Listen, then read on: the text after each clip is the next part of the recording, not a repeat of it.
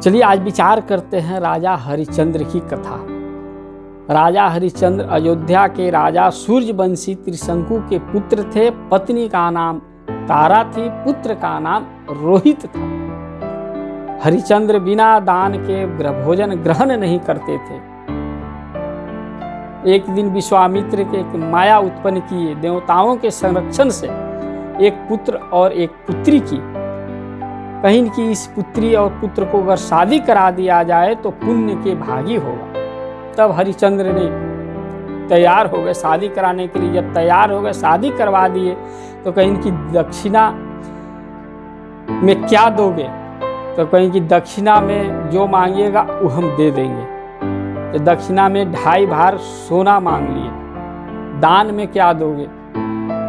तो दान में पूरा राज गद्दी मांग लिए। पूरा राज गद्दी हमको दे दीजिए। राजपाट सब, मंत्रीगण सब मांग लिए। देखिए, दान अलग है, दक्षिणा अलग है। दान है जो कि लड़की को हम लोग कन्या दान करते हैं और उसमें संकल्प करवाते हैं, वो देते हैं द्रव्य, वो दान हो गया। जो कभी वापस नहीं लिया जाए उसी को कहते हैं दान। दक्षिणा मतलब जो मजदूरी का फल होता है वो दक्षिणा होता है। वेदी बनाए तो पंडित जी अगर शादी करवा रहे हैं तो उसमें मजदूरी जो हुआ वो दक्षिणा हुआ। इसलिए दान और दक्षिणा अलग अलग है। सारा राजपाट दे दिए। जब घर में गए राजा हरिश्चंद्र तो कहीं की पत्नी बड़ा उदास देखी। कहीं को उदास आप हैं क्यों? लेकिन सारा संपत्ति हम दे दिए हैं, राजा विश्वामित्र को दे दिए हैं। उसी समय सुबह होते विश्वामित्र दरवाजा पर पहुंच गए कि हमको दक्षिणा दीजिए।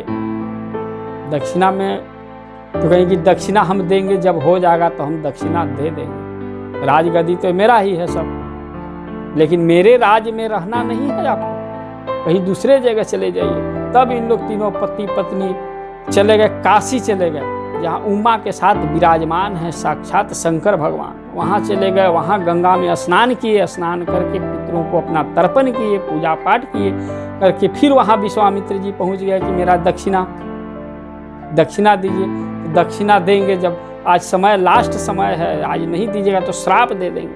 कहेंगे ठीक है। पत्नी बोली कि देखिए स्वामी, हम अपने आप को बेच देते हैं और बेच के विश्वामित्र को दक्षिणा दे दीजिए। रघुकुल रीत सदा चली आई, प्राण जाए पर वचन न जाए। ये रघुकुल का नियम है। इसीलिए पत्नी कहीं कि नहीं, दक्षिणा दे दीजिए, हम अपने आप को बेच देते हैं। उसी समय पंडित जी एक आए, कहीं कि हमको दासी के काम करना है, जरूरत है दासी का। तब वो खरीद के ले गए, कुछ पैसा दे दिए और वही पैसा जो है 2.5 बार सोना का दाम ले लिए और वही 2.5 बार सोना दक्षिणा में देने लगे। पुत्र कहीं रोहित के, हम भी माँ हम ही चलेंगे। तब जा माँ पंडित जी को कहीं कि पुत्र है मेरा, इसको भी लेते चलिए, पुष्प और फूल ले आएगा जंगल से। ठीक है, वो मसू हम लेके चले जाएंगे। उनको भी लेके लिए, बच्चा को भी लेके चले गए। और पैसा जब विश्वामित्र को देने लगे, राजा हरिश्चंद्र बोला कि कहाँ से पैसा लाया? तो पत्नी बेच दी। पत्नी को हम नहीं बेचे हैं, पत्नी अपने आप को बेच दी है। हम नहीं बेचा हुआ पत्नी को नहीं, हम आपसे दक्षिणा लेंगे। पत्नी के बेचा हुआ हम दक्षिणा नहीं लेंगे, क्योंकि माया का खेल था, नहीं लिए। से दूसरा उपाय सोचो। ठीक है, हम राजा हैं, राजा का कर्तव्य ही है, ऋण चुकाना राजा का कर्तव्य है, किसी से मांगना राजा का कर्तव्य नहीं है, प्राण त्याग देना ये धर्म के विरुद्ध है, इसीलिए हम दक्षिणा आपको देंगे।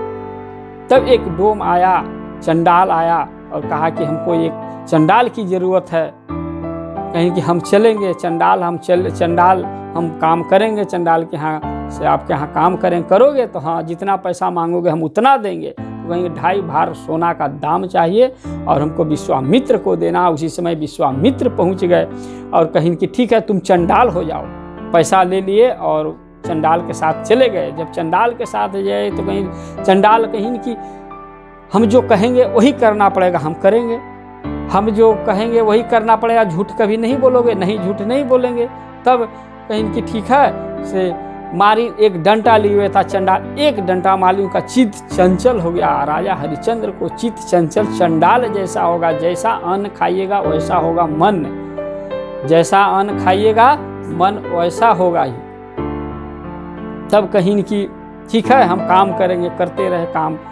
आपका काम है कफन लेना, मृत व्यक्तियों को कफन लेना, बिना पैसा लिए हुए जलाना नहीं है। और कभी झूठ जो हम कहेंगे वही काम करना है, चंडाल कहेंगे अरे ठीक है वो मस्त हम करेंगे। एक दिन जब वो दासी के काम कर रही थी पंडित जी के यहाँ, तो एक रोहित गया फूल पुष्प के लिए पंडित जी के जुगाड़ करने के लिए। तो उस समय पुष्प लेने के लिए गया तो उस समय जंगल में सांप डस लिया, मृत पड़ा हुआ वहीं पर रह गया। बच्चा लोग आया खेलते वक्त, कही कि दासी एक पुत्र को काट दिया, आपका पुत्र को काट दिया है, सर्प ने काट दिया है। तारा गिर गई पृथ्वी पे, मेरा पुत्र हाय पुत्र हाय पुत्र। एक ही पुत्र था, स्वामी भी कहीं चले गए, हम पुत्र एक ही वो पुत्र, किसके सहारे हम जिएंगे। रोने गाने लगी। पंडित जी आए, कहीं रो रही है, क्यों रो रही है तुम? तो पुत्र का सांप का डस लिया है, तो भी काम करना है, शाम में रोएगी तो मेरे यहाँ लक्ष्मी चला जाएगा, काम करके तुम जाना। जब 8 बजे 10 बज गया रात, तो कहीं कि ठीक है तुम जाओ, अगर वो मृत पड़ा हुआ होगा तो उसको दाह संस्कार करके ही आना तुम। इसके बाद चली गई, देखिए कि पुत्र मृत पड़ा हुआ वहीं पर मर गया। रोने लगी, गिरने लगी। उसका पुत्र, जब ही किसी आदमी को पुत्र अगर मर जाता है तो उसका कैसा स्थिति होता है, देखिए उस समय गिर रही है ही रही है। फिर उसको ध्यान भी है कि सुबह उठ के हमको जाना है काम करने, दाह संस्कार इसको कर दे। पैसा नहीं था, आंचल फाड़ के उसको कफन बना दिए, कफन बनाकर उसको दाह संस्कार करने के लिए ले जा रहा था। उसी समय चंडाल आया, कहीं कि तुम कहाँ जा रही हो, तुम्हारा ये पुत्र को, अपने पुत्र को तू मार दी है। नहीं, हम मारे नहीं है, मेरा अपने पुत्र को हम मारेंगे, नहीं मारे हैं, ये मेरा पुत्र को सांप काट दिया। नहीं, तुम पुत्र को मार दिया। राजा हरिश्चंद्र को बुलाए, पहचान भी नहीं रहे थे। राजा हरिश्चंद्र दुबला पतला हो गया थे, दासी भी के काम करते करते दुबला पतला हो गया थे। कहीं कि इसको, इस औरत को मार दो, इस स्त्री को मार दो। कहीं कि नहीं, हम स्त्री को नहीं मारेंगे, दूसरे पराये स्त्री को नहीं, दोनों में पहचान नहीं रहे थे। नहीं, मारना पड़ेगा, जो हम कहे थे उस समय कि जो हम कहेंगे वही काम करना पड़ेगा। पत्नी बोली, उनका पहचान नहीं रहते। कहीं कि देखिए मेरा दाह संस्कार पुत्र को कर दीजिए, इसके बाद हमको मार दीजिएगा, हमारा कोई नहीं है, हम अधीन है, मेरा कोई नहीं है यहाँ पर। इसी के लिए राजा हरिश्चंद्र को याद आया कि मेरा भी पुत्र और मेरा भी पत्नी है, किस स्थिति में होगा। तब पूछने लगे कि